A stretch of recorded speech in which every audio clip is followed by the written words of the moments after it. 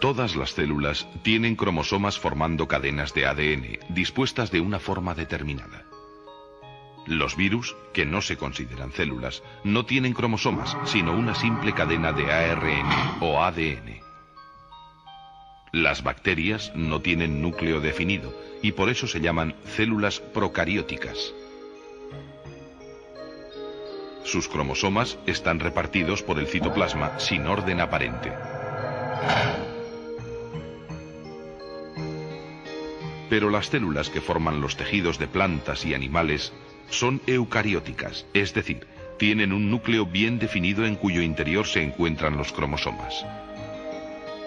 Todas estas células, que son a las que nos vamos a referir, constituyen la mayoría de los seres vivos y están formadas por tres elementos básicos: núcleo, citoplasma y membrana. El núcleo de estas células tiene una forma más o menos esférica y se encuentra situado aproximadamente en el centro. Los cromosomas que hay en su interior contienen la información genética y son los encargados de controlar el funcionamiento de todos los procesos celulares. Alrededor del núcleo está el citoplasma, una especie de líquido viscoso en el cual flotan una serie de orgánulos que cumplen funciones determinadas dentro de la célula.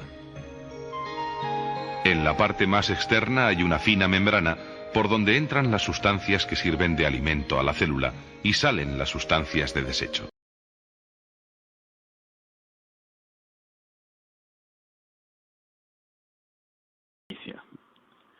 Fuentes cercanas a nosotros nos acaban de informar que Robert Hooke ha hecho el descubrimiento de la célula.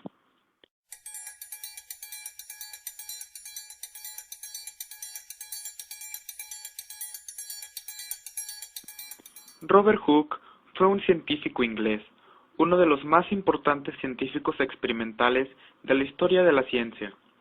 Una de sus aportaciones más importantes son el descubrimiento de la célula y la ley de la elasticidad, también conocida como la ley de Hooke.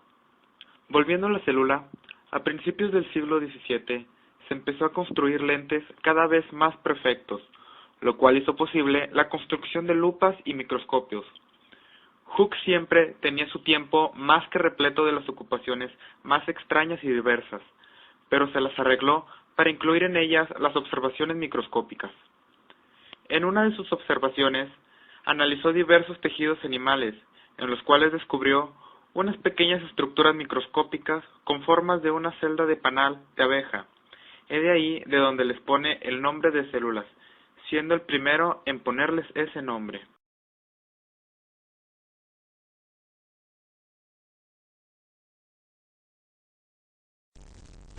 El descubrimiento del microscopio en el siglo XVII y del microscopio electrónico en el siglo XX nos ha permitido reconocer la totalidad del cuerpo humano hasta en sus más finos detalles y elementos. En el siglo XIX quedó establecido que la célula representa la unidad estructural y funcional de todos los seres vivos. Todas las células poseen la maquinaria necesaria para mantener su propia existencia y a la vez desempeñar funciones vitales como la respiración, la deglución, la digestión y la adaptación al entorno que las rodea. Además de agua y sales minerales, las células están constituidas por 4 clases de sustancias químicas: proteínas, carbohidratos, lípidos y ácidos nucleicos.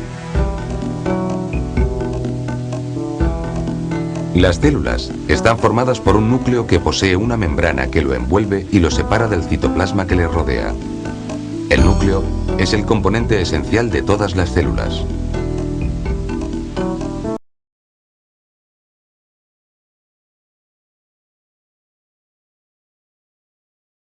Hace algún tiempo, los millones de espermatozoides de una gota de semen y unos cuantos óvulos fueron introducidos en recipientes a casi 200 grados bajo cero, cayendo en un sueño helado que podría haber durado muchos años. Pero hoy el despertador ha sonado para ellos.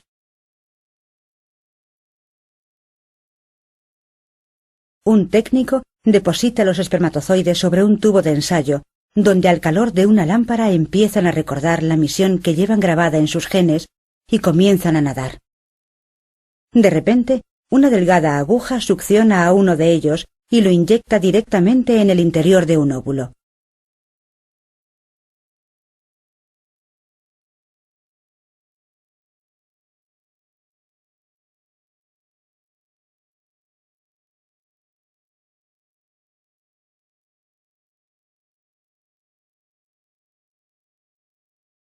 No ha habido competencia ni carreras, pero el resultado es el mismo.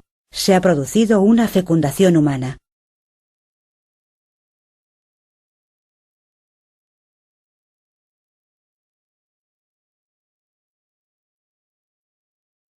El óvulo y el espermatozoide forman una nueva célula llamada huevo o cigoto.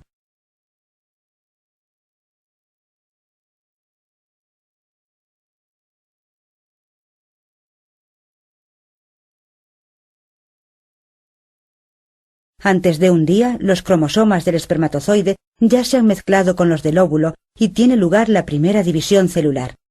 A esta le sigue una segunda, una tercera, una cuarta, y finalmente el paquete de células acaba pareciéndose a una mora.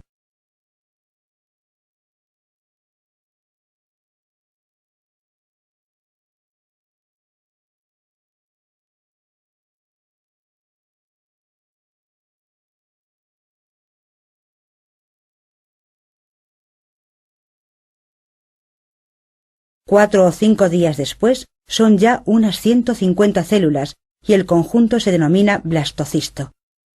La mayoría de las células están en la superficie, pero algunas se encuentran en el interior flotando en un líquido.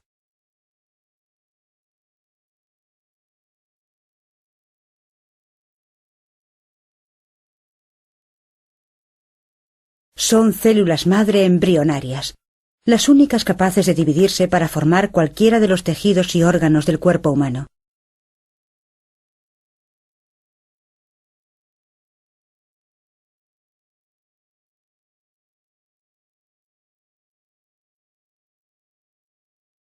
Esta facultad de las células madre hace posible un nuevo tipo de investigación médica basada en la regeneración de los tejidos. Partiendo de células madre embrionarias, en un futuro será posible tratar enfermedades degenerativas como el Alzheimer, la diabetes o la cirrosis. Para ello bastará con implantar las células madre en el paciente y conseguir que se dividan formando neuronas o células del páncreas, el hígado o de cualquier otro tejido que sea necesario.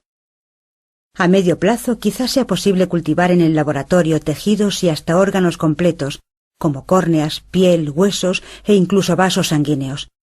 Se podrán hacer así trasplantes que hoy son imposibles, limitando los problemas de rechazo que sufren quienes reciben órganos procedentes de otras personas.